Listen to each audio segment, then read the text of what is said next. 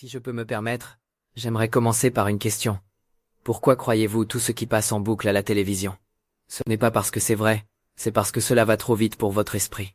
3 grands chercheurs, Gilbert, Tafarodi et Malone, ont prouvé que pour comprendre une information rapidement, notre esprit commence par supposer qu'elle est vraie. Soyons honnêtes, la rapidité des médias est une arme contre votre stabilité. On vous noie sous un flux continu pour activer votre mode crédulité.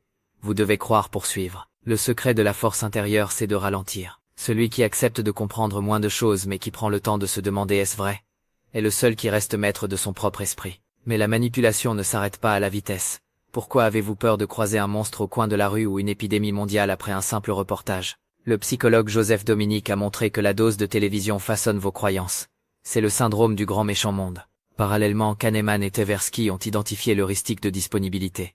Vous confondez la facilité avec laquelle une image comme des poulets incinérés vous revient en mémoire avec la probabilité réelle de l'événement. Soyons honnêtes, la peur est souvent une image qui s'est installée trop confortablement dans votre mémoire. Plus un média est détaillé, plus il rend l'horreur facile à imaginer, et votre cerveau prend ce confort visuel pour une certitude statistique. Pourquoi alors, si ce spectacle vous angoisse, n'arrivez-vous pas à éteindre? Ce n'est pas de la paresse, c'est une capture biologique. Robert Kubi et Mihaly Csikszentmihalyi ont révélé que la télévision agit comme un anesthésiant qui réduit les tensions.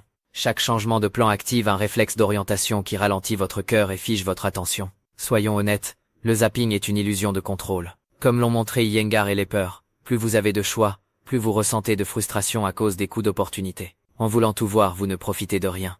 Vous sacrifiez votre sagesse silencieuse pour une torpeur chimique et le regret permanent de ce que vous ne regardez pas. Enfin, cette confusion s'étend à la façon dont vous jugez les autres et votre propre futur. Vous trouvez le journaliste plus brillant que le politicien par erreur fondamentale d'attribution.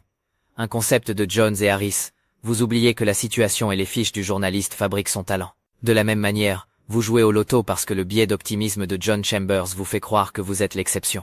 Soyons honnêtes, les médias ne façonnent pas votre opinion.